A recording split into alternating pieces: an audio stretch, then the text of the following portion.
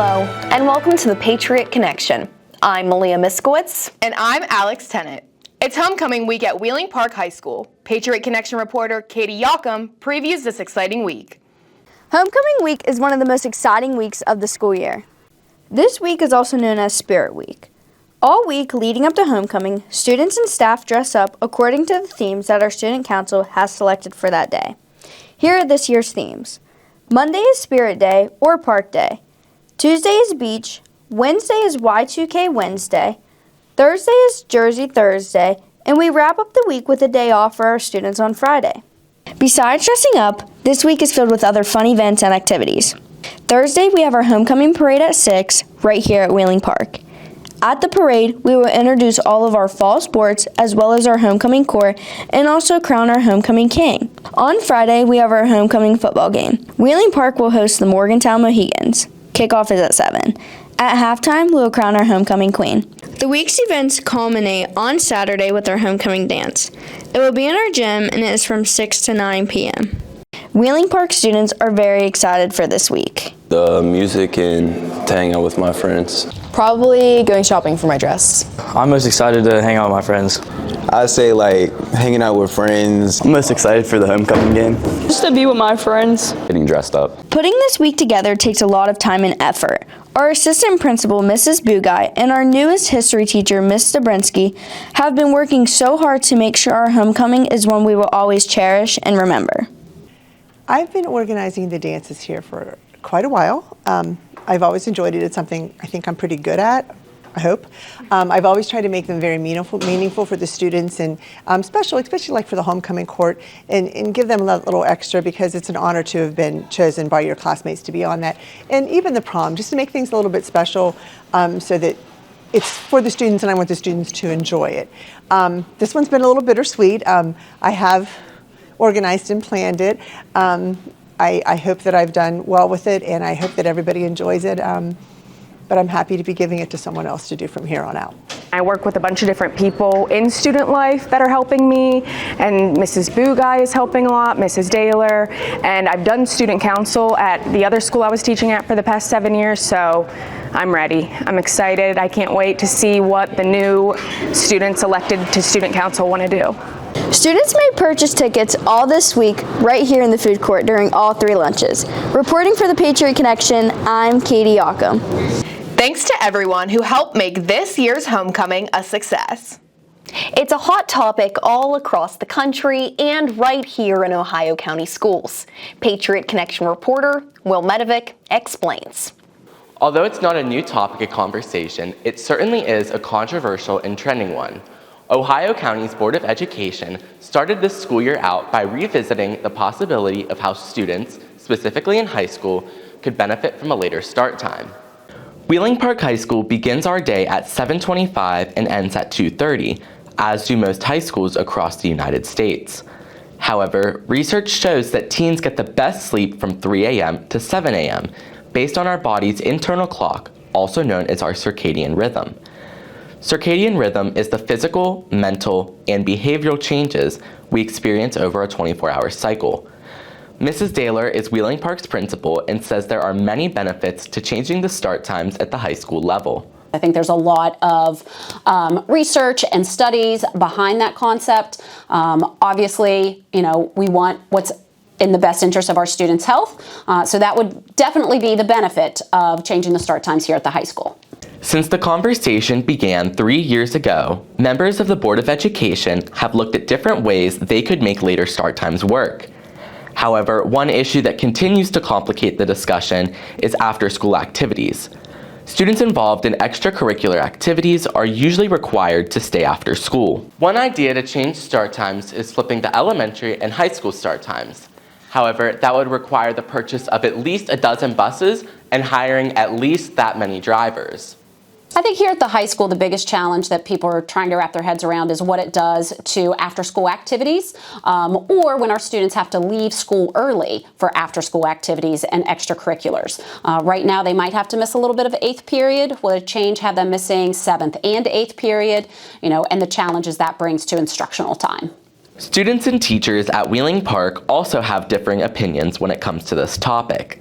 I think it affects students really in the classroom. My first period is always really struggling to wake up. And on the flip side of that, I have an elementary school child, and he is the first one up at our house. He is bright-eyed and bushy-tailed at 5 a.m. And so to me, it would be nice if we could flip it. I know there are a lot of issues with trying to manage that schedule-wise and bus-wise and everything like that. But when you look at the students, I mean, teenagers overall are just really not morning people, where elementary school age kids, they are. So what would be most beneficial to their brains, to their learning, and to their natural circadian rhythms? I think that the school start times should stay the same because of athletics, because we leave early for soccer games, and we would really miss a lot of school if we would start at a later time.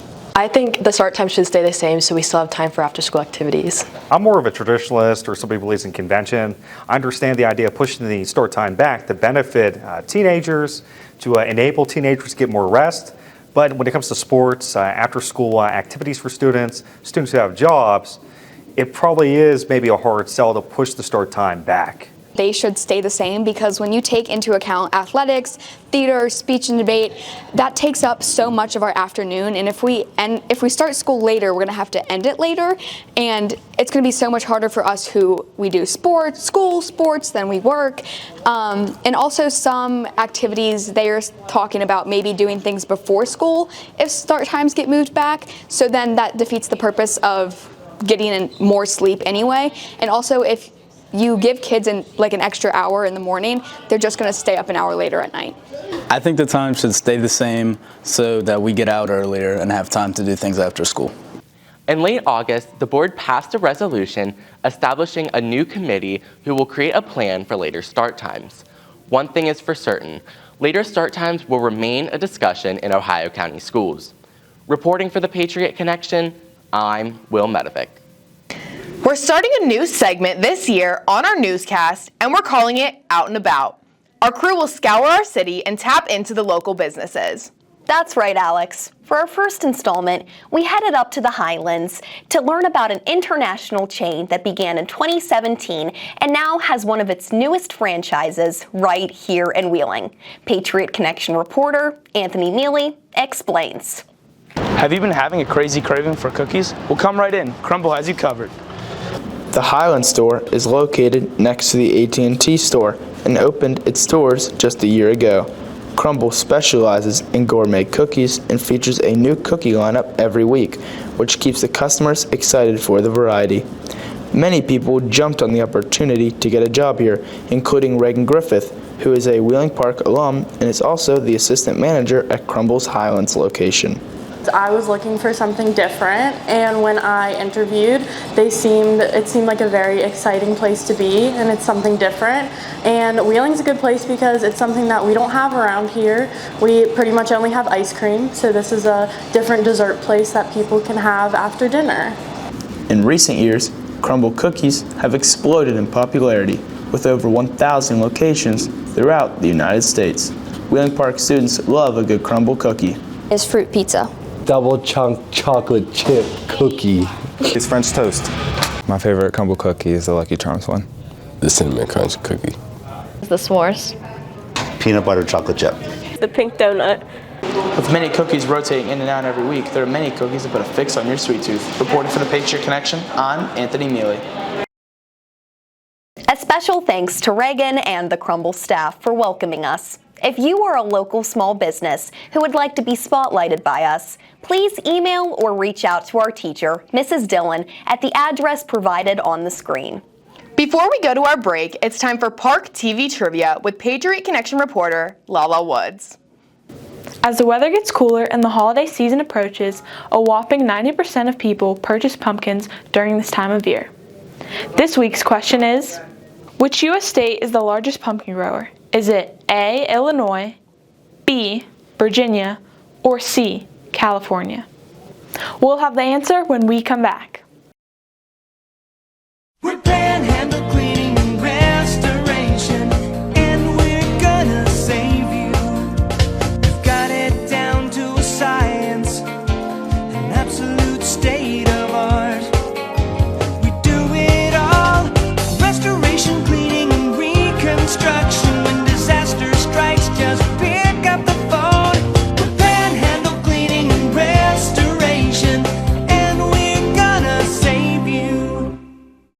What does Main Street Bank mean to you? Well, Main Street has extended hours every business day, and they're open most holidays. Their new checking and savings accounts are really good. The balance requirement is very low, and they have online bill pay and debit cards right away. Plus, they have no fees or low fees. Great service, higher interest. That's money in the bank. The right bank. Open your checking and savings account at Main Street Bank. You deserve a bank this good. Did you know the flu results in 1 billion cases every year? The Center for Disease Control has estimated there have already been 35 million illnesses this season. Here are some ways to stay healthy. Always make sure to cover your cough and sneeze with the crook of your elbow, as germs spread efficiently when you don't. Make sure to wash your hands frequently with either hand sanitizer or soap and water. This helps eliminate germs on your hands. If you have flu symptoms, experts want you to stay home until you have fully recovered. You can even wear a mask when returning to school. Stay healthy and be safe. This message is brought to you by WPHP. Before the break, we asked you, which U.S. state is the largest pumpkin grower? Is it A, Illinois, B, Virginia, or C, California? The answer is A, Illinois. Other leading pumpkin-producing states include Indiana, California, Michigan, and Pennsylvania. For most sixth graders, this is one of the most memorable events. Patriot Connection reporter Kylie Forshee explains. Regional Environmental Action Program, better known as REAP, has been a rite of passage for Ohio County sixth graders since 1972. Students attend REAP every September and October at Ogilvy Park's Camp Russell. Ogilvy Institute Trader Center sponsors REAP and other environmental education programs. At REAP, sixth graders get to explore nature through hiking, playing games, and much more. Wheeling Park juniors and seniors have the opportunity to volunteer as REAP counselors every fall and love being part of the program. I got to do it with the special ed kids last year, and it was just really fun to watch them enjoy themselves and really experience nature, and it was fun to engage with them. I enjoy spending time with my friends in nature and helping those younger than me enjoy nature too. With the special ed one, you get to cook in the morning, that's fun. My favorite thing about being a REAP counselor is being able to share experiences with my peers and be a mentor to the middle schoolers. Interacting with the kids and helping them learn about nature. Mrs. Bays is Wheeling Park's REAP faculty advisor and has been running the program for the past 6 years. She says that both the campers and high school counselors gain knowledge to help them in the classroom and beyond. Not all students do well sitting in a classroom listening to the teacher teach. If you take them outside that environment and then they become students who all of a sudden are great learners. They're hands-on, they enjoy being outside, and that just sparks interest for them. As for the counselors, it kind of goes to some of my counselors are interested in maybe pursuing a science degree. They're interested in pursuing a degree in education, maybe specifically special education. So this helps them, so to speak, get their feet wet. A big thank you to everyone that helps make REAP possible, especially our very own Wheeling Park's REAP faculty advisor, Mrs. Bays. Reporting for the Patriot Connection, I'm Kylie Forshee. Ogilvy Institute also offers environmental education to anyone of any age. Check out their website for more information.